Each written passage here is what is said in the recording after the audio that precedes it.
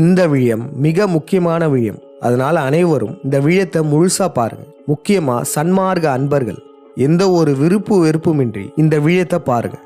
அருட்பெருஞ்சோதியார். அருட்பெருஞ்சோதியாரை பற்றி தெரியாதவங்களுக்கு ஒரு சிறு விளக்கத்தை கொடுத்துட்றோம்.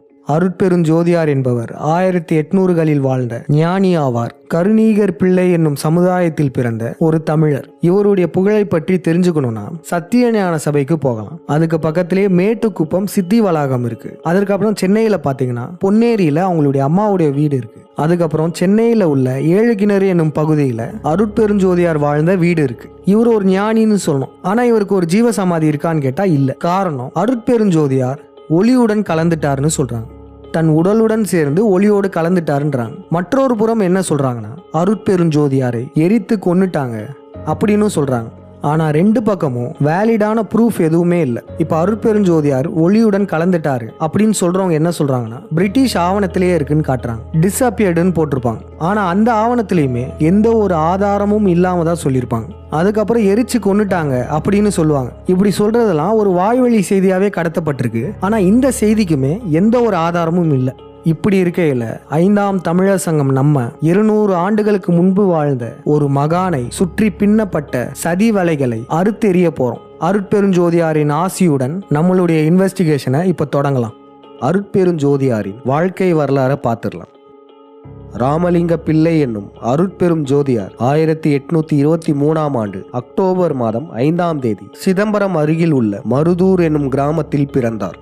இவருடைய அண்ணன் சபாபதியை பார்த்தீங்கன்னா பல ஆன்மீக சொற்பொழிவுகளை நடத்தி வந்துட்டு இருந்தார். அருட்பெருஞ்சோதியார் அவருடைய சிறு வயதுல அவர் அண்ணன் வீட்டில தான் வாழ்ந்திருக்காரு. அவருக்கு கல்வியில அதிக நாட்டம் இல்லைன்னாலும் ஆன்மீகத்துல அதிகப்படியான நாட்டம் இருந்திருக்கு. அவருடைய அண்ணன் ஆன்மீக சொற்பொழிவுகளுக்காக அதிகப்படியான ஓலைச்சுவடிகள் புத்தகங்கள்லாம் வச்சிருக்காரு. அதனால அருட்பெருஞ்சோதியாருக்கு அவருடைய சிறு வயதிலேயே அவருடைய அண்ணன் மூலமாகவே ஆன்மீகம் சார்ந்த புத்தகங்களும் ஓலைச்சுவடிகளும் கிடைக்கப்பட்டிருக்கு. அருட்பெருஞ்சோதியார் வளர வளர ஆன்மீகத்துல சிறந்து விளங்கியிருக்காரு. அருட்பெருஞ்சோதியாருக்கு 27 வயதில் திருமணம் நடைபெற்றது. ஆன்மீகத்தில் அதிகப்படியான நாட்டம் இருக்கிறதுனால அருட்பெருஞ்சோதியார் இல்லறத்துல ஈடுபடல.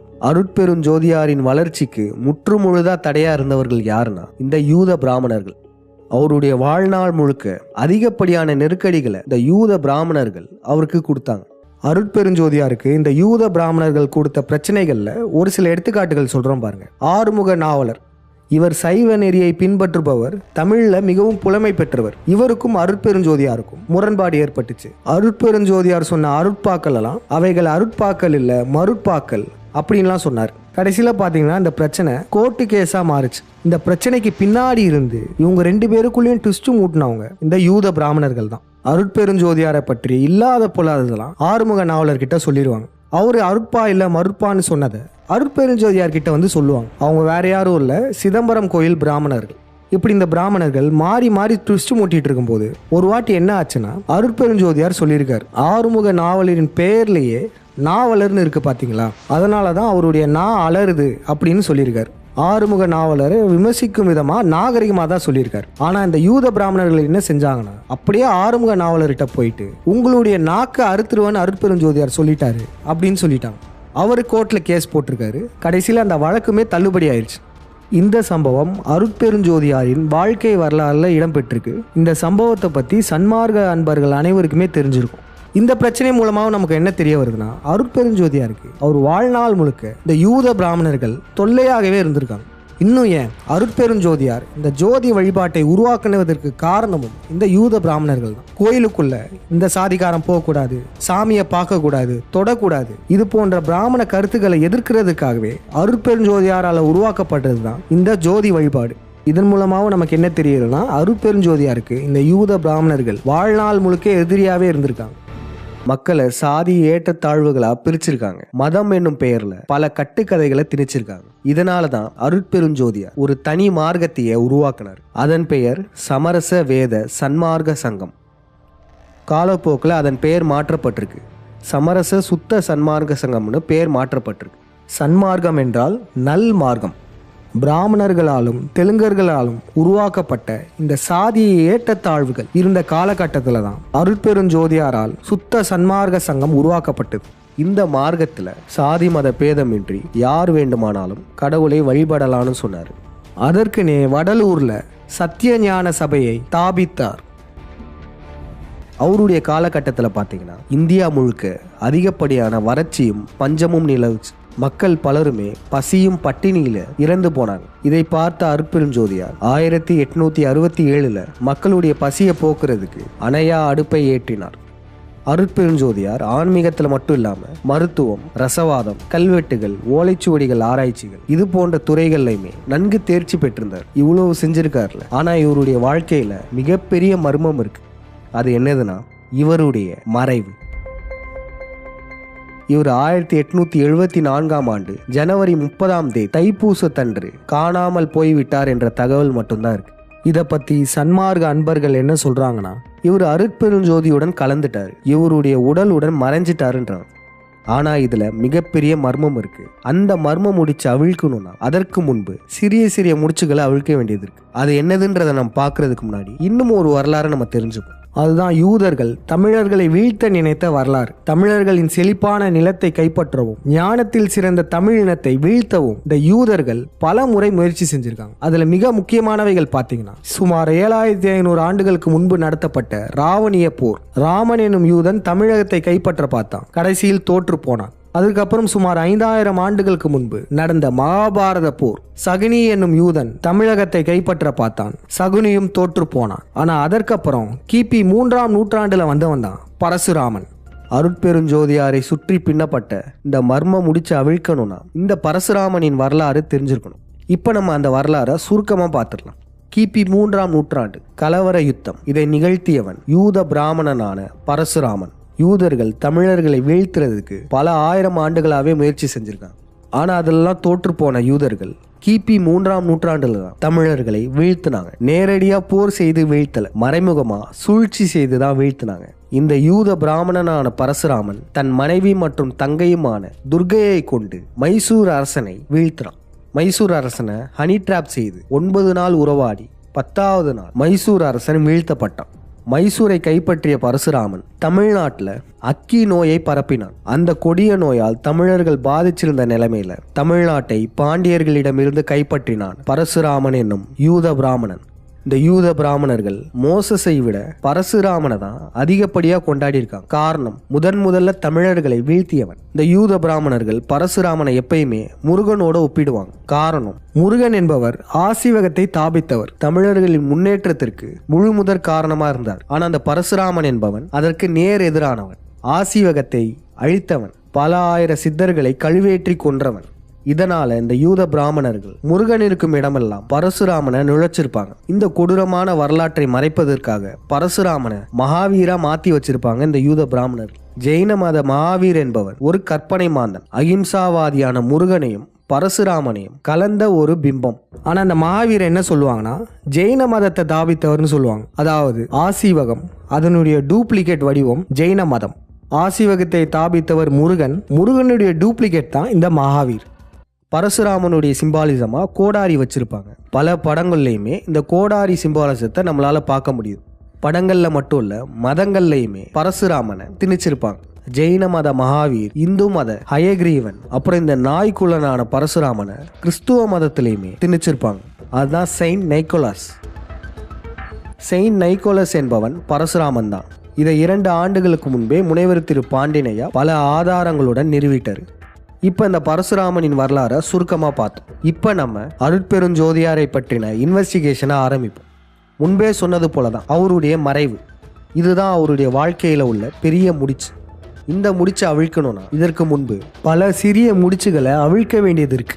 முதல்ல அவருடைய பெயர் அருட்பெருஞ்சோதியார், வள்ளலார். இந்த 2 பெயர்களில் பொதுவாக மக்கள் எந்த பெயரை சொல்லி கூப்பிடுவாங்க? வள்ளலார்னு தான் கூப்பிடுவாங்க. இந்த வள்ளலார்ன்ற பெயர் எப்படி வந்துச்சு தெரியுமா? இதற்கு பின்னாடி மிகப்பெரிய சூழ்ச்சிகள் இருக்கு. அதை தான் இப்போ நம்ம பார்க்க போறோம். வள்ளலார், இந்த வள்ளலார்ன்ற பெயரை இனிமே நம்ம பயன்படுத்தக்கூடாது. ஏன்னா அந்த வள்ளலார்ன்ற பெயருக்கும் அருட்பெருஞ்சோதியாருக்கும் எந்தவித சம்பந்தமுமே கிடையாது. இதை முனைவர் திரு பாண்டியனையா முன்பே நிரூபிட்டார். எதுக்கு சம்பந்தமே இல்லாம அருட்பெருஞ்சோதியாருக்கு வள்ளலார்னு பெயர் வச்சாங்க? ஏன்னா இந்த வள்ளல்ன்ற பெயர் இருக்குல்ல, இந்த பெயர் பரசுராமனை குறிக்கும். வல் அல், வல் என்றால் நாய், நாய் அல்ல அப்படின்ற பொருள் போடும். மக்கள் பலருமே என்ன நினைச்சிட்டு இருந்தோம், எல்லாருக்கும் அள்ளி அள்ளி தரவர் வள்ளல். அப்படின்னு தான் நினைச்சிட்டு இருந்தோம். ஆனா கிடையாது. எல்லாருக்கும் வாரி வழங்குவது, அள்ளி அள்ளி கொடுப்பதெல்லாம் ஈகைன்னு சொல்லலாம். ஆனா இந்த வள்ளல்ன்ற பெயரை பயன்படுத்தவே முடியாது. இது யூத பிராமணர்களால் திட்டமிட்டு உருவாக்கப்பட்ட பெயர். அருட்பெருஞ்சோதியாரும் யாருக்கும் பொன்னும் பொருளையும் வாரி வழங்கல. அவர் மக்களுக்கு உணவளித்தார். அதுவுமே அந்த சன்மாக சங்கத்தின் மூலமா தான் மக்களுக்கு உணவளித்தார். அது மட்டும் இல்ல, அந்த ஊர் மக்கள் அந்த சத்திய ஞான சபையை சுற்றி உள்ள இடங்கள்ல, பெருவெளி எனும் சொல்லக்கூடிய இடத்துல குறிப்பிட்ட இடங்கள்ல நாங்க விவசாயம் பண்ணிக்கலாமான்னு கேட்டிருக்காங்க. ஆனா அதற்கு அருட்பெருஞ்சோதியார் இல்ல, நீங்க அந்த இடத்துல விவசாயம் பண்ணக்கூடாதுன்னு மறுத்துட்டார். இப்படி இருக்கும் பட்சத்துல எதுக்கு சம்பந்தமே இல்லாம வள்ளலார்னு பெயர் வச்சாங்க? இந்த வள்ளல்ன்ற பெயர் பரசுராமனை குறிக்கும். இது எப்படின்னு பார்த்தீங்கன்னா, இந்த பரசுராமனை நாய்க்குலன்னு சொல்லுவாங்க. அதாவது வேட்டை நாயின் குணங்கள் உடைய வேட்டைக்காரன். நம்ம சித்தர்களையும் குருகுல மாணவர்களையும் குழந்தைகளையும் வேட்டை நாய் போல வேட்டையாடியவன் தான் பரசுராமன். அதனால பரசுராமனுக்கு நாய்க்குலன் அப்படின்னு பேர் வச்சிருப்பாங்க. ஆனால் இந்த கேடுகட்ட வரலாறுலாம் மக்கள்கிட்ட சொல்ல முடியாது. அப்போ இந்த வரலாறை மாற்றி அமைக்கணும்னா என்ன செஞ்சாங்கன்னா, மகாவீர்ன்ற ஒரு பிம்பத்தை உருவாக்குனாங்க. அதாவது பரசுராமனுக்கு நேர் எதிரான ஒரு பிம்பம். வெளியே முருகனுடைய கேரக்டர்லாம் சொல்லுவாங்க, ஆனால் உள்ள பார்த்தா பரசுராமன். முருகனுடைய கேரக்டர்ஸ்லாம் என்னது? கொல்லாமை, அமைதி, சமாதானம், எல்லாருக்கும் வாரி வழங்குறது, இவைகள் அனைத்துமே முருகனுடைய கேரக்டர். இதை மகாவீர் பிம்பத்துக்கு கொடுத்துருப்பாங்க. இப்போ இந்த வள்ளல்ன்றதுக்கு என்ன பொருள் சொல்லுவாங்க? எல்லாருக்குமே வாரி வழங்குறது வள்ளல். அது மட்டும் இல்லாம எல்லா உயிர்களையும் நேசிப்பது, பிறருக்கு உதவி செய்வது, இவைகள் அனைத்துமே வள்ளலுக்கான பொருளா சொல்லுவாங்க. இன்னும் தெளிவா சொல்லணும்னா, மகாவீருடைய கேரக்டர் அனைத்துமே இந்த வள்ளலுக்கான பொருளா வரும். அதாவது வள்ளல் என்பது பரசுராமனின் பிம்பமான மகாவீரை குறிக்கும். அதனாலதான் வல் அல், நாய் அல்ல. அதாவது நாய் வச்சிருக்கவன் பரசுராமன், நாய் அல்லனா மகாவீர். அதனால வள்ளல் என்பது மகாவீர் என்னும் பரசுராமனை குறித்த பெயர் தான். அருட்பெருஞ்சோதியாரை இந்த யூத பிராமணர்கள் பரசுராமனா பார்த்திருக்காங்க.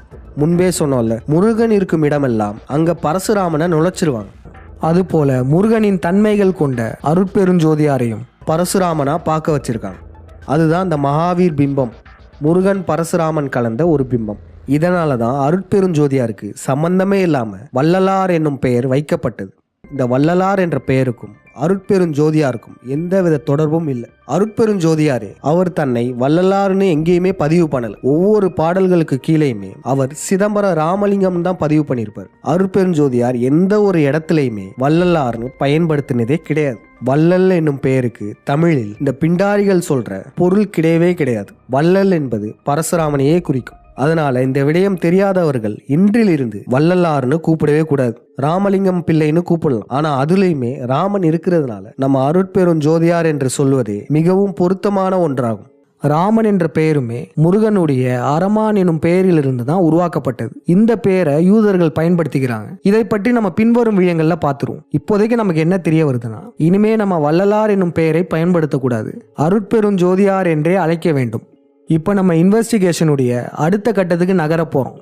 முதல்ல அருட்பெருஞ்சோதியாரின் மறைவுல மர்மம் இருக்குன்னு நமக்கு ஏன் தோணுது? அருட்பெருஞ்சோதியார் ஜோதியுடன் கலந்துட்டார் அப்படின்னு சொல்லப்படுதுல்ல, அது ஏன் நம்ம சந்தேகிக்கணும்? அதுக்கான காரணம் என்ன? இப்ப சன்மார்க்கத்துல இருப்பவர்கள்லாம் பாத்தீங்கன்னா அருட்பெருஞ்சோதியார் தன் உடலோடு மறைஞ்சு போயிட்டாருன்றத தீவிரமா நம்புவாங்க. அதுக்கு காரணம் என்ன?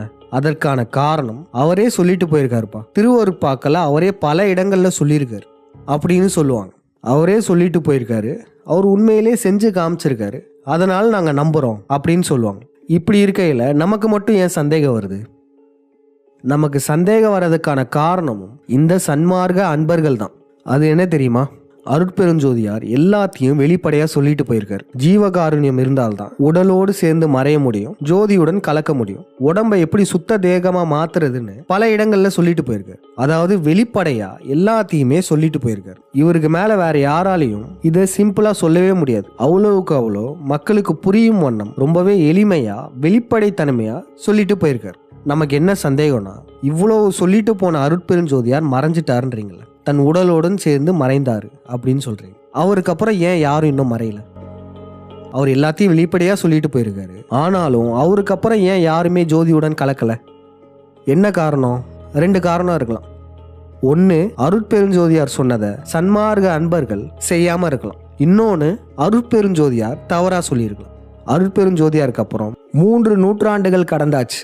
ஆனாலும் ஒருத்தரால கூட அவரை போன்று ஜோதியுடன் கலக்க முடியல. அப்போ அவர் சொன்னது பொய்யா? இல்ல இந்த சன்மார்க்கத்துல இருக்கிறவங்க ஒழுங்கா பின்பற்றலையா? இந்த கேள்விகளுக்கான பதில் இப்போ சொல்றேன் பாருங்க. அருட்பெருஞ்சோதியார் பொய் சொல்லல. அதே சமயத்துல சன்மார்க்க அன்பர்களும் அந்த அருட்பாக்களை பின்பற்றாம இல்லை. பின்பு ஏன் சன்மார்க்க அன்பர்களால அருட்பெருஞ்சோதியார் மாதிரி உடம்போடு இறைவனடி சேர முடியல? காரணம், அருட்பெருஞ்சோதியாரின் உடம்பும் ஜோதியுடன் கலக்கவில்லை, மறைந்து போகவில்லை.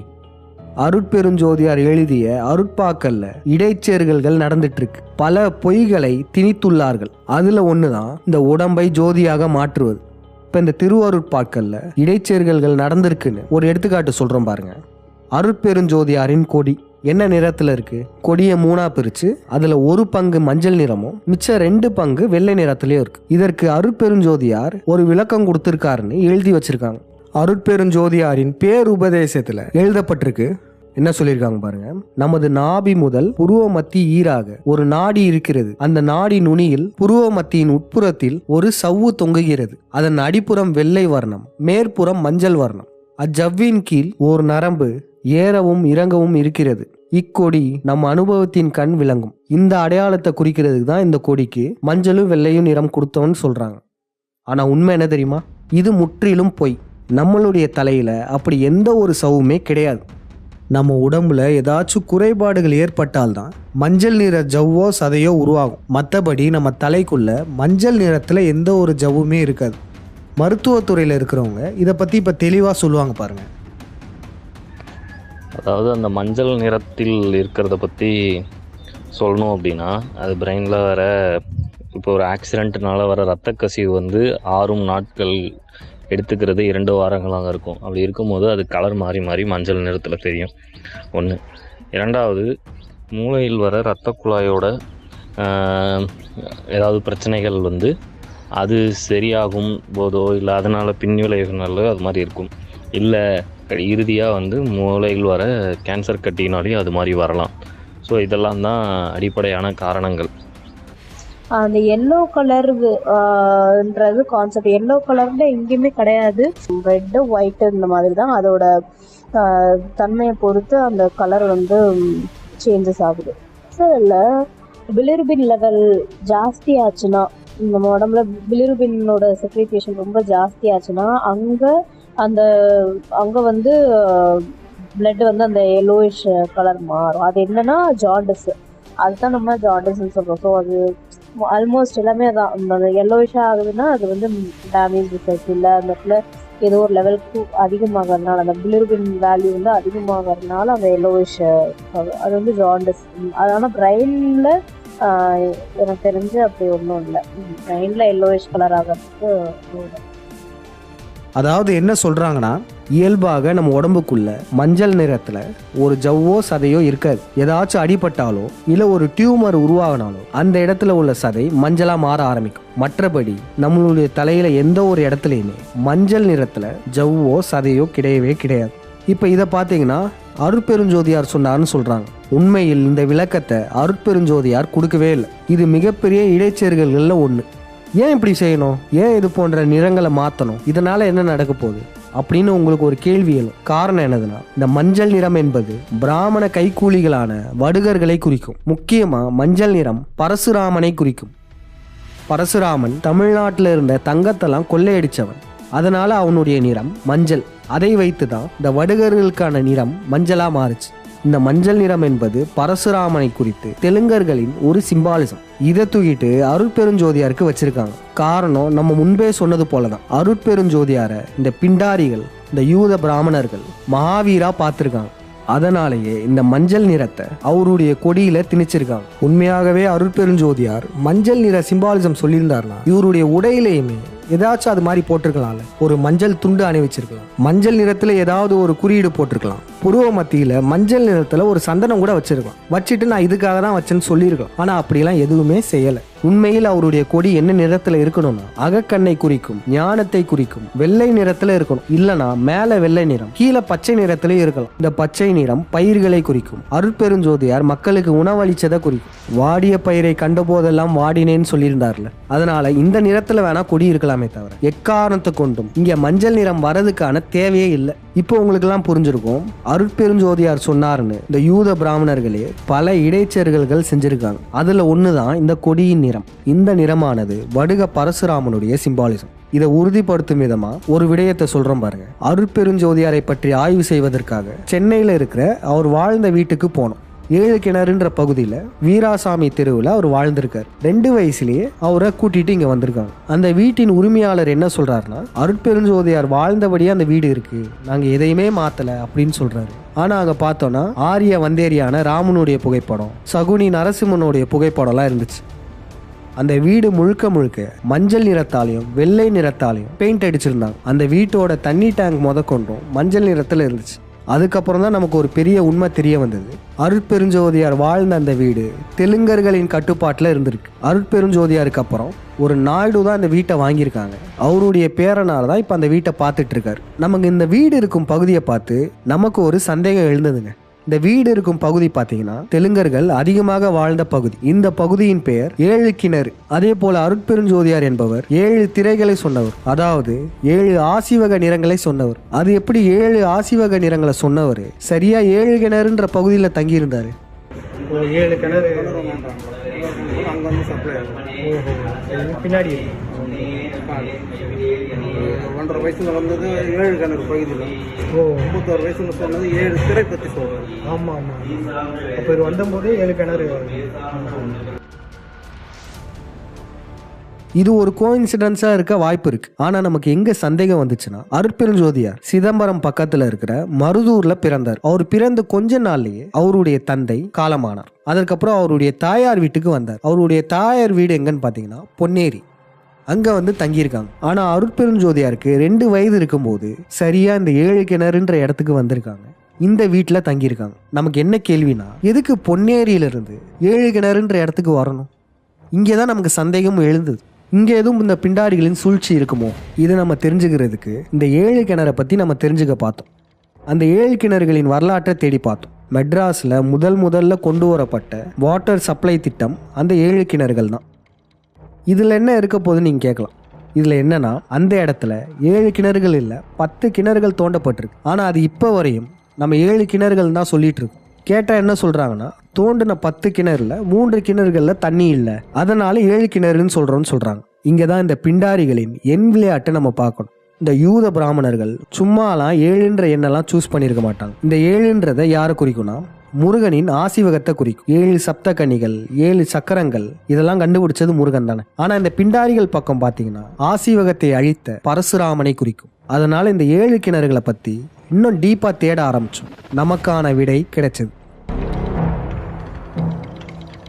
இங்க பாருங்க, holders of the custodianship of the 7 wells, அதாவது இந்த 7 கிணறுகளை பாதுகாத்தவர்கள் யாருன்னா 1772 இருந்து 1795 வரை ஜான் நைக்கோலஸ். அதுக்கப்புறம் 1795 இருந்து 1815 வரையும் அவருடைய மருமகன் அதை பாதுகாத்து வந்துட்டு இருக்காரு. அவருடைய மருமகனின் பெயர் குறிப்பிடப்படலை.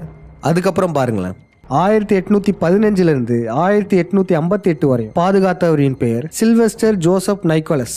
1858 இருந்து 1871 வரை ஜோசப் பெர்டினாண்ட் சில்வெஸ்டர் நைக்கோலஸ். 1871 இருந்து 1905 வரை எட்மண்ட் ஆல்பன் சில்வெஸ்டர் நைக்கோலஸ்.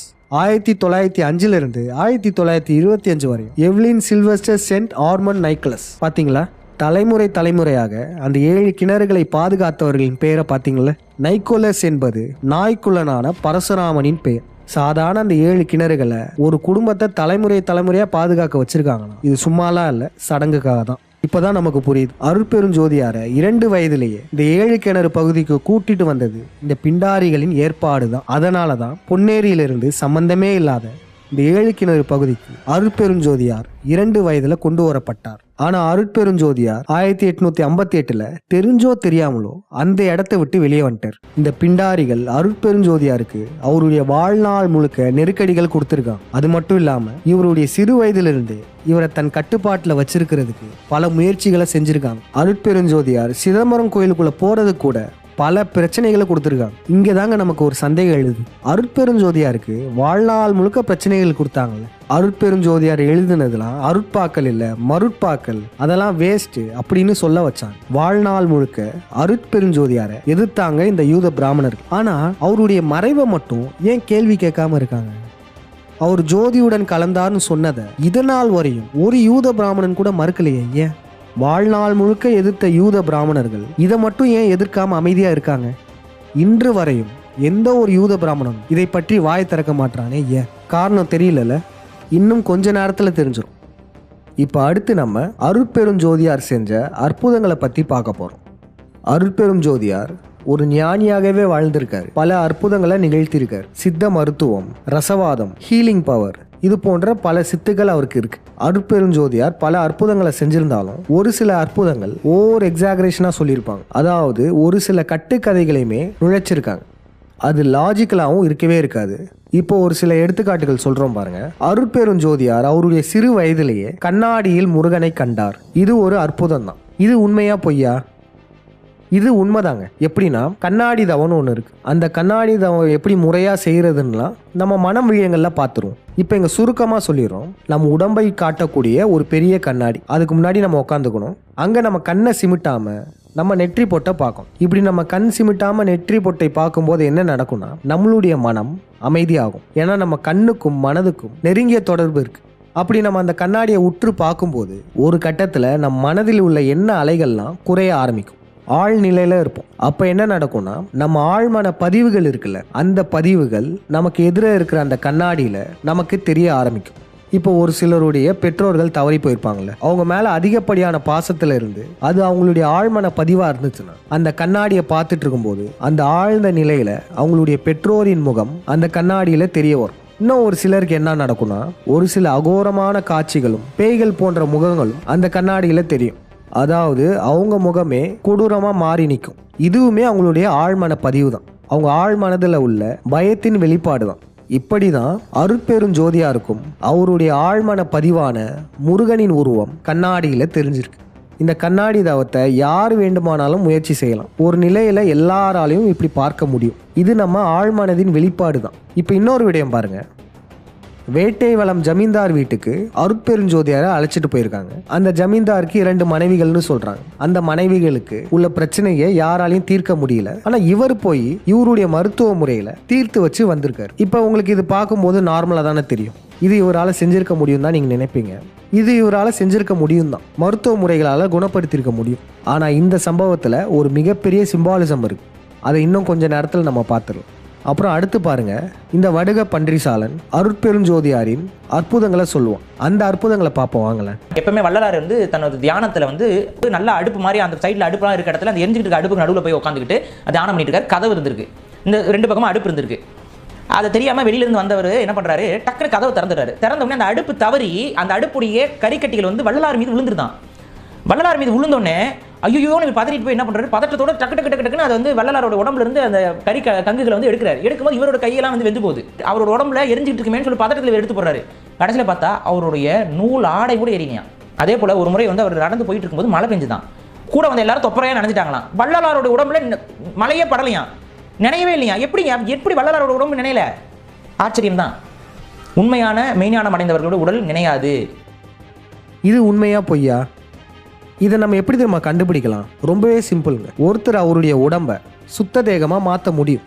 கடும் தவம் செஞ்சு பல மூலிகைகள் எல்லாம் சாப்பிட்டு அப்படி மாற்ற முடியும்னு வச்சுக்கோங்க. ஆனா ஒரு பொருளை அப்படி மாற்ற முடியுமா? இப்போ வேற ஒன்றும் இல்லைங்க. மனிதர்கள் சித்தர்களாக இருக்காங்க, சித்த நிலை அடையிறாங்க, அவங்களுக்கு ஒரு சில சக்திகள் கிடைக்குது. ஆனா ஒரு பொருளால சித்த நிலை அடைய முடியாது, அதனால அதுக்கு சக்திகள் கிடைக்காது. இதை ஏன் தெரியுமா நம்ம சொல்றோம்? இங்க அருட்பெருஞ்சோதியார் போட்டிருக்க உடைய கவனிங்க. வெள்ளை நிற ஆடை உடுத்திருக்காரு. அருட்பெருஞ்சோதியார் பல யோக நுணுக்கங்கள் பல தவங்கள்லாம் செஞ்சு அவருடைய உடலை சுத்த தேகமா மாற்றிருக்க முடியும். ஆனா அவர் போட்டிருக்க ஆடையை அப்படி மாற்ற முடியுமா? முடியவே முடியாது. அப்ப இந்த இடத்துல அவர் மேல நெருப்பு படும்போது அவர் உடம்புக்கு எதுவும் ஆகலன்னு சொன்னா லாஜிக்கலா பொருந்தது. ஆனா அவர் போட்டிருக்க உடைக்கும் ஒன்றும் ஆகலையா. கங்குகளை வந்து எடுக்கிறாரு. எடுக்கும்போது இவரோட கையெல்லாம் வந்து வெந்து போகுது. அவரோட உடம்புல எரிஞ்சிட்டு இருக்குமேன்னு சொல்லி பதற்றத்தில் எடுத்து போடுறாரு. கடைசியில் பார்த்தா அவருடைய நூல் ஆடை கூட எரியான். இது போன்று நடப்பதற்கு வாய்ப்பே இல்லை. இந்த மிராக்கிள்ஸ் எல்லாம் திட்டமிட்டு மக்கள் கிட்ட பரப்பியிருக்காங்க. அப்புறம் பாருங்க, அருட்பெருஞ்சோதியார் மேல தண்ணியே படலையாம். அதே போல ஒரு முறை வந்து அவர் நடந்து போயிட்டு இருக்கும்போது மழை பெஞ்சுதான். கூட வந்து எல்லாரும் தொப்பரையாக நினைச்சிட்டாங்களாம். வள்ளலாரோட உடம்புல மழையே படலையாம், நினையவே இல்லையா. எப்படி வள்ளலாரோட உடம்பு நினையல? ஆச்சரியம் தான். உண்மையான மெய்ஞானம் அடைந்தவர்களோட உடல் நினையாது. சரி, மழை பெய்யும் போது அவர் மேலே தண்ணி படல, அவருடைய ட்ரெஸ்ஸில் பட்டிருக்கணும்ல. அவருடைய ட்ரெஸ்ஸுக்கு எந்த வித சக்தியும் இல்லை, அவருடைய ட்ரெஸ்ஸு ஞானம் அடையலை, அவர் தான் ஞானம் அடைஞ்சிருக்காரு. அப்போ அவர் மேலே படலைனா கூட அவர் போட்டிருக்க உடையில தண்ணி பட்டிருக்கணும்ல, அந்த உடை ஈரமாயிருக்கணும்ல. அப்போ இதுலேருந்து நமக்கு தெரியுது இந்த மிராக்கிளுமே திட்டமிட்ட கதை தான். ஏன் அற்புதங்கள்ன்ற பேரில் இது போன்ற கட்டுக்கதைகள்லாம் வெளியே விடுறாங்க? இதுக்கு ஒரு காரணம் இருக்குது. என்ன காரணம்னா, இது போன்ற கட்டுக்கதைகளெல்லாம் மிராக்கிள்ஸ்ன்னு சொல்லி நம்ப வச்சாதான் அவர் கடைசியில் மறைந்தாருன்றதையும் மக்கள் நம்புவாங்க. கடைசியில் உடம்போட மறைஞ்சிட்டாருன்னு நம்பணும்னா அதுக்கு முன்னாடி பல கட்டுக்கதைகளை இடைச்செருகல்களாக சேர்க்கணும். அப்படி சேர்க்கப்பட்ட மிராக்கிள்ஸ் தான் இவைகள்லாம். இந்த வடுக பன்றி சாலனை போன்ற பிராமண அடிமைகள் இது போன்ற பொய்களெல்லாம் பரப்பிட்டு இருப்பாங்க. இன்னொரு அற்புதம் இருக்கும் பாருங்க, அதுவும் கட்டுக்கதை தான். ஒரு பெரிய பாம்பை பார்த்தது மாதிரி சொல்லுவாங்க, அதுவுமே இவங்க விட்ட கட்டுக்கதை தான்.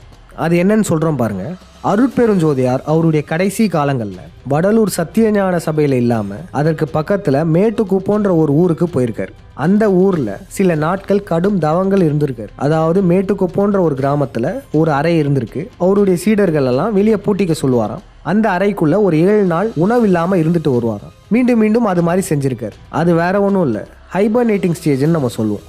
நம்மளுடைய மனம் விழியங்களில் சித்தர்கள் ஜீவசமாதி ஆவறதை பற்றி தெளிவாக சொல்லியிருப்போம். அப்போ இந்த ஜீவசமாதின்றது ஹைபர்னேட்டிங் ஸ்டேஜுக்கு சித்தர்கள் போவாங்கன்னு சொல்லியிருப்போம். அப்படி தான் இவருமே டெம்பரவரி ஹைபர்னேட்டிங் ஸ்டேஜுக்கு போயிட்டு வந்திருக்காரு. ஒரு 7 நாட்கள் ஆழ்ந்த தவத்தில் இருக்கிறது. அப்படி இருக்கும்போது நம்மளுடைய உடம்புல உள்ள மெட்டபாலிசமே கம்மியாகும். அதனால நமக்கு பசி எடுக்காது, சுற்றி என்ன நடக்குதுன்னு கூட தெரியாது. ஏன்னா 5 புலன்களுமே அடங்கி இருக்காங்க. இப்படி மேட்டு குப்பத்தில் தவம் செஞ்சுட்டு இருந்திருக்காரு. ஆனால் ஒரு நாள் என்ன பண்ணாருன்னா, அறைக்குள்ளே போனாராம், வெளியே பூட்டிக்க சொல்லிட்டாராம். அந்த நாள் பார்த்தீங்கன்னா ஜனவரி 30, தைப்பூசம் அன்னைக்கு. ஆனால் அந்த நாள் உள்ளே போனவர் ரொம்ப நாளாக வெளியவே வரலையாம். அதுக்கப்புறம் என்ன பண்ணாங்கன்னா, அவருடைய சீடர்கள் மற்றும் பொதுமக்கள் அந்த ஊர் மாவட்ட ஆட்சியருடன் சேர்ந்து கதவை திறக்க முற்பட்டிருக்காங்க. கதவை திறக்க முடியல. அந்த அறை பார்த்தீங்கன்னா கூரை வீடு தான். அதனால கூரையை பிரிக்க பார்த்துருக்காங்க. அப்படி கூரையை பிரிக்கும் போது தான் உள்ள ஒரு பெரிய கருநாக பாம்பு இருந்திருக்கு. பெரிய பாம்பா. இதுதாங்க அந்த பாம்பு அற்புதம். சாவி போட்டால் பூட்டை நீக்கணும் இல்லையா, நீக்க முடியல. ஒரே ஒரு இதுதான் இருக்குது, அந்த கூரை. அப்போ அந்த கலெக்டர் ஆங்கிலேயர் வந்து நீக்கி பார்க்குறதுக்கு முயற்சி பண்ணுறாங்க. சாவியெல்லாம் போட்டு நீக்க முடியல. ஏன் நாம் பூட்டை நீக்கணும், இந்த சாலை மேலே ஏறி சாலையவே பிரிச்சிடலாம் அப்படின்ட்டு சாலை மேலே ஏறி பார்க்குறதுக்கு முயற்சி பண்ணுறாங்க. ஏறி பார்த்தா ஒரு பெரிய கருநாகன் எந்திரிச்சு அப்படி நிற்கிது படம் எடுத்து. அப்புறம் இந்த மாதிரின்னு சொன்னோடனே இறங்கிடுறாங்க. பூட்டெல்லாம் திறக்க முடியல, வெறும் கூரையை பிரித்தா உள்ளே என்ன இருக்குன்னு கண்டுபிடிச்சிடலாம். போதுமா ஏணி வச்சு? பூட்டை உடைக்க முடியல. நீ கூரையை பிரிட்டான்ட்ட கலெக்டரு. நீ கூரையை பிரிட்டான்னே அவன் ஏறுறான். அவன் ஒயரை ஏறி கூரையை பிரிக்க போகிறான். கூரையை பிரிக்க போகும்போது ஒயரை ஒரு நல்ல பாம்பு ஒன்று வந்து அப்படியே படம் எடுத்து காட்டுது. நீ என்ன பண்ணுவ? அதுக்கப்புறம் என்ன ஆச்சுன்னா, ஒரு ஆண்டுக்கு அப்புறம் அந்த அறையை திறந்தாங்களாம். அந்த அறையில் அருட்பெருஞ்சோதி அறை இல்லையாம். அந்த அறை காலியாக இருந்தது. அப்புறம் அந்த அறையை பூட்டியபடியே வச்சுட்டாங்களாம். அதுக்கப்புறம் காலப்போக்கில் அந்த அறையை சுற்றி இன்னொரு பெரிய ஒரு அறையை உருவாக்கி அந்த அறைக்கு கதவு போட்டு மூடிட்டாங்க. இப்போ ஒவ்வொரு ஆண்டும் தைப்பூசம் அன்னைக்கு கதவு திறக்கிறாங்கல்ல, அது வந்து வெளியே புதுசாக போட்ட கதவு தான். உள்ளே இருக்கிற அறையுடைய கதவை திறக்கவே மாட்டாங்க.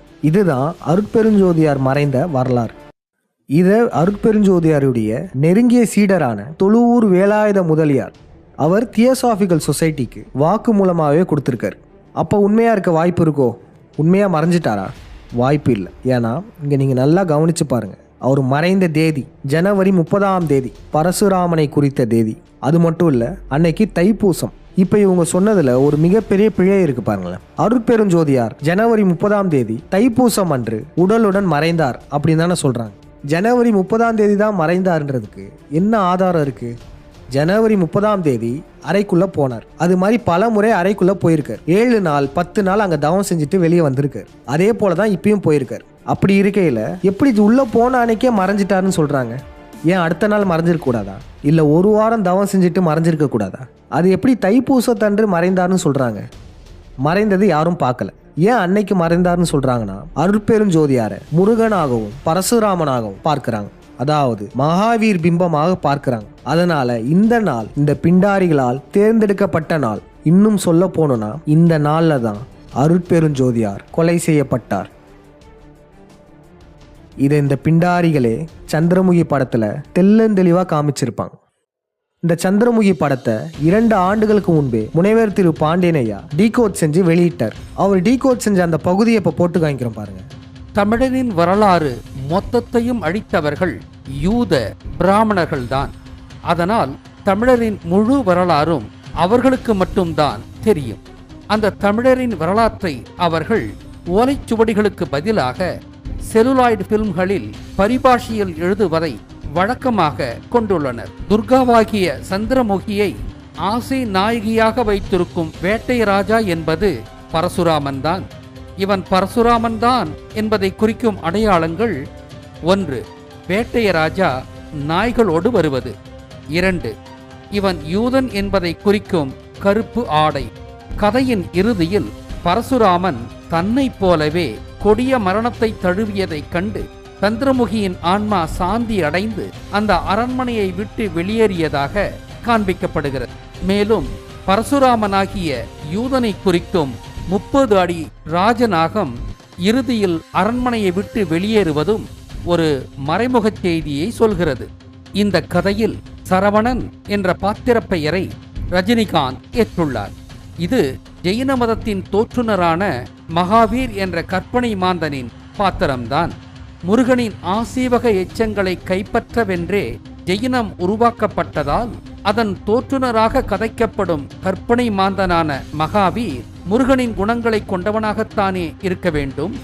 அதனால் பரசுராமனின் நினைவாகவும் முருகனின் பிம்பமாகவும் உருவாக்கப்பட்ட கற்பனை மாந்தன்தான் மகாவீர் என்பதால் அரவாணன், சரவாணன், சரவணன் என்ற முருகனின் பெயர் மகாவீர் பாத்திரம் ஏற்ற ரஜினிக்கு கொடுக்கப்பட்டுள்ளது. இப்போ இந்த சந்திரமுகியில இந்த டாக்டர் சரவணன் யாரு? முருகன் வேடம் கொண்ட பரசுராமன், அதாவது மகாவீர். இங்க நம்ம மகாவீர்னு யாரை சொன்னோம்? நம்ம அருட்பெருஞ்சோதியார இந்த பிண்டாரிகள் மகாவீரா பார்க்குறாங்க. அப்புறம் சந்திரமுகி படத்துல பாருங்க, பூட்டிய கதவு, அந்த கதவை யாருமே திறக்கக்கூடாதுன்னு வாங்க. அதே போல தான் இங்கேயும் இந்த சித்தி வளாகத்தில் பூட்டிய கதவு யாருமே திறக்கக்கூடாதுன்னு வாங்க. அந்த கதவுகள்லையும் பார்த்தீங்கன்னா மொத்தமாக 2 பூட்டிய கதவுகள் இருக்கும். அதாவது சந்திரமுகி படத்தில் வெளியில் ஒரு பெரிய கதவு இருக்கும், ஆனால் அதை திறந்துட்டு உள்ளே போனாலும் உள்ளே ஒரு கதவு இருக்கும். மொத்தம் 2 பூட்டிய கதவுகள் இருக்கும். அதே தான் இங்கேயும் அருட்பெருஞ்சோதியார் சித்தி வளாகத்தில் பார்த்தீங்கன்னா மொத்தம் 2 பூட்டிய கதவுகள். ஒரு கதவு எப்பயுமே பூட்டியே இருக்கும், இன்னொரு கதவு தான் ஆண்டுக்கு ஒரு முறை மட்டும் திறப்பாங்க. சந்திரமுகி படத்தில் அந்த பூட்டிய ரூம்குள்ளே என்ன இருக்குன்னு சொல்லுவாங்க? பெரிய நாகம் இருக்குன்னு சொல்லுவாங்க. இங்கே அருட்பெருஞ்சோதியார் வரலாறு சொல்லும் போது என்ன சொன்னாங்க? அதே தான், பெரிய கருநாகம். அந்த கூரையை பிரிக்கும் போது பெரிய கருநாகம் இருந்ததை பார்த்ததா சொல்லியிருப்பாங்க.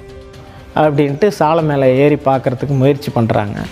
ஏறி பார்த்தா ஒரு பெரிய கருநாகன் எந்திரிச்சு அப்படி நிற்கிது. சூரிய பிரிக்க போகும்போது உயரம் ஒரு நெல்லை பாம்பு உன்னை அப்படியே படம் எடுத்து காட்டுது. நீ என்ன பண்ணுவ? ஆனால் இன்னும் அந்த சந்திரமுகியோட ஆவி ராஜாவை பழிவாங்க அந்த அறைக்குள்ளேயே காத்துக்கிட்டு இருக்கிறதாகவும், அதே அறைக்குள்ள ஒரு பெரிய ராஜநாகம் இருக்கிறதாகவும் அந்த காலத்திலிருந்து சொல்றாங்க. இது மட்டும் இல்லை, இன்னும் இருக்கு. அருட்பெருஞ்சோதியார் மருத்துவ சேவை செய்யறதுக்கு ஒரு ஜமீன்தாரிடம் அழைச்சிட்டு போனாங்கன்னு சொல்லியிருப்பேன். அது என்ன அரண்மனை? வேட்டை வளம் அரண்மனை. இங்கே சந்திரமுகியில் என்ன சொல்லுவாங்க? வேட்டையன் ராஜாவுடைய அரண்மனை. இங்கே சந்திரமுகி படத்துலையும் இங்கே மகாவீரான ரஜினி அவனுடைய கடந்த கால ஓவியத்தை வரைஞ்சி வச்சிருப்பாங்க. அதே போல தான் இங்கே வேட்டை வளம் ஜமீன்தாருமே அருட்பெருஞ்சோதியாரின் ஓவியத்தை வரைஞ்சி வச்சிருந்தார். அந்த ஓவியம் இப்போ வெளியவே பல இடங்களில் நம்மளால் பார்க்க முடியுது. கூகுளில் போட்டு பார்த்தீங்கன்னா கூட அந்த ஓவியம் நமக்கு கிடைக்கும். பொதுவாகவே பார்த்தோன்னா எந்த ஒரு அரசர்களும் கருப்பு நிற ஆடைகள் அணிய மாட்டாங்க. ஆனால் இங்கே இந்த சந்திரமுகி படத்தில் இந்த வேட்டையன் ராஜா கருப்பு நிற உடை உடுத்திருப்பார். இதை முனைவர் திரு பாண்டியனை என்ன சொன்னார்னா, இந்த வேட்டையன் ராஜா கருப்பு நிற ஆடை அணிந்ததற்கான காரணம் யூதர்களை குறித்த சிம்பாலிசம். இவன் யூதன் என்பதை குறிக்கும் கருப்பு ஆடை. இதில் என்ன ஒரு ஆச்சரியம் தெரியுமா? இந்த வேட்டை வளம் ஜமீன்தாருமே யூதர்களை குறித்த அதே கருப்பு நிற உடையை தான் உடுத்திருக்கார். இன்னுமுமே அந்த உடை பாதுகாப்பாக வைக்கப்பட்டிருக்கு. இதற்கு மேலே தான் மிக முக்கியமான ஒன்று, சந்திரமுகி படம் கிளைமேக்ஸ்.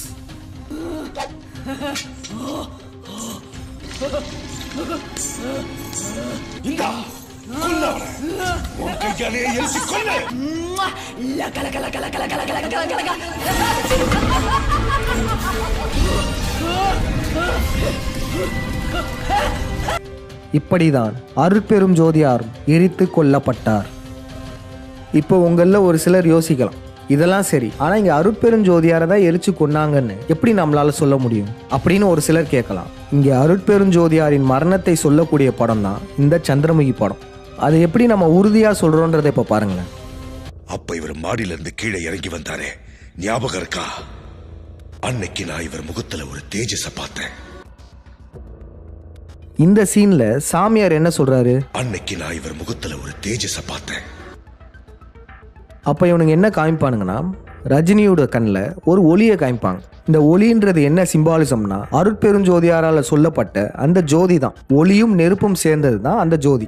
சம்பந்தமே இல்லாம கண்ணில் ஒளி அடிச்சு காமிப்பாங்க. அது மட்டும் இல்லை, இதே போலதான் ஜோதிகா சந்திரமுகியா மாறும் போதும் ஜோதிகாவோட கண்ணில் ஒளி அடிச்சு காமிப்பாங்க. இன்னொன்னு பாருங்களேன், இங்க கங்காவா நடிச்சது யாரு? ஜோதிகா. இந்த ஜோதிகா என்ற பெயருமே ஜோதியை தான் குறிக்கும். அது மட்டும் இல்ல, கங்கா என்ற பெயரின் எட்டிமாலஜியுமே நெருப்பால் உருவாகப்பட்ட கங்கை தான் குறிக்கும். அது எப்படின்னா, இமயமலை என்பது சில 1000 வருடங்களுக்கு முன்னாடி உண்டானவைகள் தான். குமரி கண்ட அழிவிலிருந்து உருவான மலைகள் தான் இமயமலை. ஆரம்ப காலகட்டத்தில் இந்த இமயமலைகள் நெருப்பு பிளம்புகளாக இருந்தது. அப்புறம் காலப்போக்கில் பனிமலையாக மாறுச்சு. அந்த பனி உருகி தான் நதியா மாறுது. அதுதான் கங்கை நதி. அதாவது இமயமலை ஆரம்பத்தில் தீப்பிழம்பாக கங்காக இருந்தது. அந்த கங்கிலிருந்து உருவான நதி கங்கை நதி. அதனால இந்த கங்கை என்னும் பெயருமே ஜோதியை குறித்த பெயர் தான். மேலும் இந்த படம் முழுக்கவே மறைமுகமா அருட்பெருஞ்சோதியாரின் சிம்பாலிசம்ஸ் இருக்கும். இந்த விழயத்தை பாருங்களேன். நீங்க சந்திரமுகியோட Dress நகையெல்லாம் பார்க்க வேணாமா? வாங்க காட்டுறேன். என்ன வெயிட்டடா சாமி. சந்திரமுகியோட புடவை நகையெல்லாம் காட்டுறேன். ஒட்டியானம், காசு மாலை. இந்த படத்துல எத்தனை பெட்டி காமிச்சிருக்காங்க? 2 பெட்டிகள். ஒரு பெட்டியில சந்திரமுகியோட ட்ரெஸ்ஸுகள் இருக்கு, இன்னொரு பெட்டியில சந்திரமுகியோடைய நகைகள் இருக்கு. இது நமக்கு பார்க்க சாதாரணமாக தான் இருக்கும். அவங்க நினைச்சிருந்தா இதெல்லாம் ஒரே பெட்டியிலே காமிச்சிருக்கலாம். ஆனா 2 பெட்டிகள் காமிச்சிருக்காங்களே, இதுவுமே அருட்பெருஞ்சோதியாரின் சிம்பாலிசம் தான். இந்த விழயத்தை பாருங்களேன். 2 பொட்டி வச்சிருக்கேன். சிட்டாம்பழம் பொன்னாம்பழம் 2 பொட்டி வச்சிருக்கேன். 2 பெட்டி சொன்னீங்கல்ல, அதில் என்ன இருந்தது? அதை தூக்கிட்டு போயிட்டாங்க. கவனமாக பார்த்துக்குன்னு சொன்னார்ல, சிட்டம்பழம் பொன்னாம்பழம் சொன்னேன்ல, அது வள்ளூர்காரங்க அங்கேருந்து வந்தாங்க. இந்த பொட்டி 2 தூக்கி அந்த பொட்டி அந்த வண்டியில் வச்சு தூக்கி கொண்டு போய் அங்கே ஞான சபையில் வச்சுட்டாங்க. அங்கே இருக்குது, நான் வேணா காட்டுறேன் வா. அதில் என்ன இருக்குன்னு தெரியாது, அதில் எங்கே திறக்கிறதுன்னு தெரியாது, அதில் என்ன ஆயிருக்குன்னு உனக்கு தெரியாது, அதில் எந்த பக்கம் திறக்கிறதுன்னு தெரியாது, அதில் என்ன இருக்குன்னு தெரியாது, அதில் எங்கே திறக்கிறதுன்னு தெரியாது. அருட்பெருஞ்சோதியார் 2 பெட்டிகளை வச்சுட்டு போனாராம். அந்த 2 பெட்டிகளையும் திறக்க முடியலையா இப்போ வரையும். இப்போ அந்த 2 பெட்டிகள் சத்தியஞான சபையில சிற்சபை பொற்சபைன்னு 2 ரூம்ல வச்சிருக்காங்க. இந்த படம் படி நம்ம பார்த்தோம்னா அந்த பெட்டிகளுக்குள்ள அருட்பெருஞ்சோதியாரின் துணிகளோ அவரை எரிக்கும் தருவாயில் அவர் வைத்திருந்த பொருட்களோ இருக்கிறதுக்கு அதிகப்படியான வாய்ப்புகள் இருக்கு. இன்னுமே அருட்பெருஞ்சோதியாருடைய எலும்புகளோ சாம்பலோ கூட அந்த பெட்டிகள்ல இருக்கிறதுக்கு அதிகப்படியான வாய்ப்புகள் இருக்கு. இன்னொரு மிக முக்கியமான ஆதாரம் சொல்றோம் பாருங்க.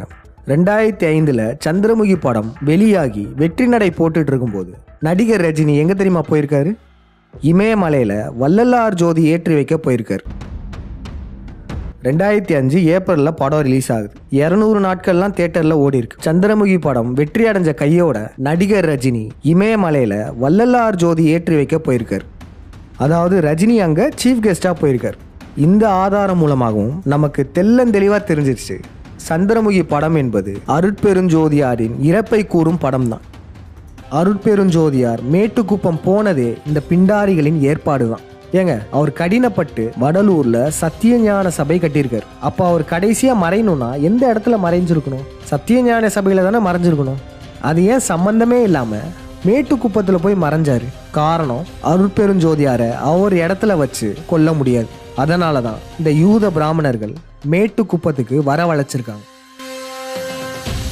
இப்போ அந்த மேட்டுக்குப்பத்தில் பக்கத்து வீட்டுக்காரர் அவர் சொல்றதை கேளுங்க. என் பேர் முத்துரங்கம்பா. எங்கள் அப்பா பேர் ராமச்சந்திரன். சரி, இது ஜோதியான இடம். நீங்கள் இப்போ அந்த இடத்துல தான் பேசிகிட்டு இருக்கோம். ஆமாம். இதுக்கும் உங்கள் வீட்டுக்கு எவ்வளோ தூரம் ஐயா? ஒரு 25 மீட்டர். 25 மீட்டர் பக்கத்து வீடு. பக்கத்து வீடு ஐயா, வளவர ஐயா விட பக்கத்து வீட்டில் தான். ஆமாம். ஸ்ரீரங்க ஐயர் இருக்காங்கல்ல, அவங்கள வருஷத்துக்கு ஒரு முறை வருவாங்க. வந்து எல்லாருக்கும் வந்து இந்த சமர்ப்பணம் வச்சுட்டு போவாங்க. எங்கள் தாத்தா காலத்தில் அவங்க வந்து தங்கறதுக்காக போட்ட கொட்டா தான் அது. இவருக்கு போட்ட கொட்டா இல்லை, இவருக்கு போட்ட இதுவும் இல்லை. இல்லை, அவருக்காக இவங்க யாரும் போடல. பாத்தீங்களா, அருட்பெருஞ்சோதியார் அங்க தவத்துக்காக பயன்படுத்தப்பட்ட அறை ஒன்று இருக்குல்ல, அந்த அறைக்கு யார் வந்துட்டு போயிட்டு இருந்திருக்கா? ஸ்ரீரங்க ஐயர் இருக்காங்கல்ல, அவங்க வந்து தங்கறதுக்காக போட்ட கொட்டா தான் அது. பிராமணர்கள், இது பிராமணர்கள் பயன்படுத்திட்டு இருந்த இடம். இந்த இடத்திற்கு அருட்பெருஞ்சோதியாரை வரவழைத்து அதுக்கப்புறம் அவங்க திட்டமிட்ட மாதிரி பரசுராமனான மகாவீரை எரிக்கும் சடங்கை செஞ்சிருக்காங்க. இந்த விழயம் இத்துடன் முடிக்கப்படுது. ஆனா 2வது பகுதி வரப்போகுது, பார்ட் 2. இப்போ நம்ம இதுவரையும் என்னெல்லாம் சொல்லியிருக்கோன்றதை பார்த்துடலாம். முதல்ல, அருட்பெருஞ்சோதியாரை இனிமே நம்ம வள்ளலார்னு கூப்பிடக்கூடாது. ஏன்னா வள்ளலார் என்ற பெயருக்கும் அருட்பெருஞ்சோதியாருக்கும் எந்த ஒரு தொடர்பும் கிடையாது. பரசுராமனை குறித்தது திட்டமிட்டு அருட்பெருஞ்சோதியாருக்கு வச்சிருக்காங்க. இந்த பேரை யார் வச்சா, அவங்க யாருன்றதெல்லாம் அடுத்த பகுதியில் பார்த்துடலாம். அதுக்கப்புறம் நம்ம என்ன பார்த்தோம்னா, இந்த பிண்டாரிகள் அருட்பெருஞ்சோதியாருக்கு அவர் வாழ்நாள் முழுக்க பல பிரச்சனைகளை கொடுத்துருக்காங்க. அவருடைய சிறு வயதிலேருந்தே அவரை கட்டுப்பாட்டுக்குள்ள வச்சிருக்காங்க. இதற்கான மிகப்பெரிய ஆதாரம் தான் இந்த 7 கிணறு. அருட்பெருஞ்சோதியாருக்கே தெரியாம அவருக்கு 2 வயது இருக்கும்போது இந்த பிண்டாரிகளால் 7 கிணறு என்ற பகுதிக்கு கொண்டு வரப்பட்டார். இந்த 7 கிணறு என்ற பெயர் பரசுராமனை குறித்தது தான். அதை நம்ம 100% நிறுவிட்டோம். அந்த கிணறை பாதுகாத்தவங்க பார்த்தீங்கன்னா பரசுராமனின் பெயரால் உள்ள நைக்கோலஸ் ஃபேமிலி தான். அதுக்கப்புறம் நம்ம என்ன பார்த்தோம்னா, அருட்பெருஞ்சோதியாரை சம்பந்தமே இல்லாம வடலூர்ல இருந்து மேட்டுக்குப்பம் வரவழைத்ததும் இந்த பிண்டாரிகள் தான். மேட்டுக்குப்பத்துக்கு வரவழைச்சு அவங்க திட்டமிட்ட மாதிரியே சடங்கு கொலை செய்திருக்காங்க. அதாவது அருட்பெருஞ்சோதியாரை எரித்து கொண்டிருக்காங்க. அந்த காலகட்டத்தில் இப்படி ஒரு கொலை செய்கிறாங்கன்னா நிச்சயமாக ஆளும் வர்க்கத்தின் துணை இல்லாமல் செஞ்சிருக்கவே முடியாது. அந்த காலகட்டத்தில் பிரிட்டிஷ் பீரியட். பிரிட்டிஷுமே அருட்பெருஞ்சோதியாரை பற்றி எந்த ஒரு இன்வெஸ்டிகேஷனும் செய்யாம அவர் மறைஞ்சிட்டாருன்னு ரெக்கார்ட் போட்டு வச்சிருக்காங்க. இதுல இருந்து என்ன தெரிய வருதுன்னா, நிச்சயமாக பிரிட்டிஷ் அரசாங்கமும் இந்த கொலைக்கு உடந்தையா இருந்திருக்கு. இந்த யூத பிராமணர்கள், தெலுங்கர்கள், அப்புறம் இந்த பிரிட்டிஷ் அரசாங்கம் கூட்டு களவாணிகள் தான். மக்களிடம் ஜோதியுடன் கலந்துட்டாருன்னு பொய் சொல்லி அதை இத்தனை நூற்றாண்டுகளாக நம்ப வச்சிருக்காங்க. இதற்கான சிறந்த ஆதாரம் சந்திரமுகி படம். இந்த படத்தை அனைவரும் மீண்டும் பாருங்க. அருட்பெருஞ்சோதியாரை பற்றிய மேலும் பல குறியீடுகள் இந்த படத்துல இருக்கு. இந்த படத்தை முடிச்சதுக்கு அப்புறம் நடிகர் ரஜினி இமயமலையில அருட்பெருஞ்சோதியாரின் அணையா விளக்கு ஏற்ற போயிருக்காரு. இப்ப நம்ம இந்த ஆதாரங்கள்லாம் சொன்னதுக்கு அப்புறமும் சன்மார்க்கத்தில் இருக்கிற ஒரு சில கருப்பு ஆடுகள், அதாவது இந்த யூத பிராமணர்கள், தெலுங்கர்கள், மேலும் ஒரு சிலர் என்ன சொல்லுவாங்கன்னா, நாங்களா ஒத்துக்க மாட்டோம், அருட்பெருஞ்சோதியார் அவருடைய உடம்போட போய் ஒளியுடன் கலந்துட்டாரு, இதுதான் உண்மை அப்படின்னு பேசுவாங்க. இந்த விழயத்தையுடைய கமெண்ட் செக்ஷன்லயே வந்து இது மாதிரி பேசுவாங்க. அவங்க கிட்டலாம் இப்ப நம்ம கேட்கிற கேள்விகளை மட்டும் கேளுங்க. அதாவது அருட்பெருஞ்சோதியார் ஒளியுடன் கலந்துட்டாருன்னு சொல்றீங்களே, அதை யார் பார்த்தா? அவர் ஒளியுடன் கலந்ததை யார் பார்த்தா? அதுக்கப்புறம் சரியா தைப்பூசம் அன்று, அதாவது ஜனவரி 30ஆம் தேதி தான் ஒளியுடன் கலந்தாருன்னு எப்படி சொல்றீங்க? ஏன் 31ஆம் தேதி கலந்துருக்க மாட்டாரா? இல்ல ஒரு 5 நாளைக்கு அப்புறம் கலந்துருக்கலாமே. ஏன்னா அவர் பல முறை இந்த அறைக்குள்ள போய் தவம் செஞ்சிருக்காரு. டெம்பரவரியா ஜீவசமாதி நிலைக்கு போயிட்டு வந்திருக்காரு. 1 வாரம் 10 நாள்னு அந்த அறைக்குள்ள தனியா தவம் செஞ்சிருக்காரு. அப்படி இருக்கும்போது ஒளியுடன் கலந்தது மட்டும் எப்படி முத நாளே கலந்துட்டாருன்னு சொல்றீங்க? இந்த கேள்வியை கேளுங்க. அதுக்கப்புறம் முக்கியமா இந்த கேள்வி, சரிப்பா அருட்பெருஞ்சோதியார் ஒளியுடன் கலந்துட்டாரு, அவரை மாதிரி மற்றவங்களும் கலக்க முடியும்னு சொல்றாரு, அப்படிதான் சொல்லிட்டு போயிருக்காருன்னு சொல்றீங்களே, ஏன் இதுவரையும் சன்மார்க்கத்தில் பயணிப்பவர்கள் யாரும் ஒளியுடன் கலக்கல? இத்தனை நூற்றாண்டுகளுக்கு அப்புறமும் ஏன் யாருடைய உடம்பும் ஒளி தேகம் சுத்த தேகமா மாறல? இல்ல அருட்பெருஞ்சோதியாரால் மட்டும்தான் அப்படி செய்ய முடியுமா? அவர் அப்படி எங்கேயும் சொல்லிட்டு போகலையே, என்னால மட்டும்தான் ஒளியுடன் சேர முடியும்னு எங்கேயுமே சொல்லியே. நம்ம இவ்வளவு தூரம் விளக்கம் கொடுத்தோம், ஒரு சிலர் மழுப்புவாங்க. அவங்க கிட்ட இந்த கேள்விகள்லாம் கேளுங்க. அவர் ஒளியுடன் கலந்தாருன்னா சாதாரண பொதுமக்களாலையும் கலக்க முடியும்னா முதல்ல நீங்க கலந்து காமிங்கன்னு சொல்லுங்க. உங்களால ஒளியுடன் கலந்து போக முடியுமான்னு கேளுங்க. அதுக்கு அவங்களால எந்த ஒரு தெளிவான பதில் சொல்ல முடியாது, மழுப்பிட்டு வேணா போயிடுவாங்க.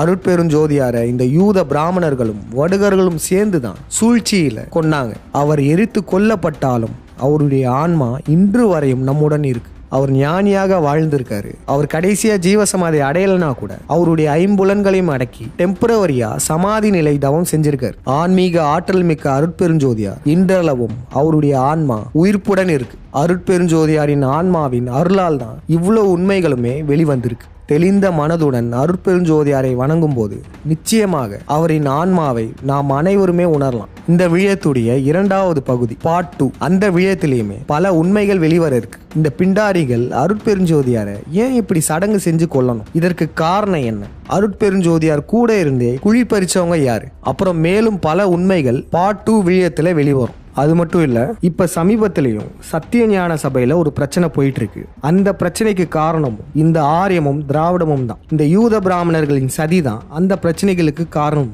சத்தியஞான சபையில அந்த பிரச்சனை ஏன் உருவாக்கப்பட்டது, அதற்கான தீர்வு என்ன, இதையுமே நம்ம அடுத்த பகுதியில் பார்க்க போறோம். அதுவரையுமே உங்களுடைய உறவினர்கள் மற்றும் நண்பர்களுக்கு இந்த விழயத்தை அதிகப்படியா பகிருங்க.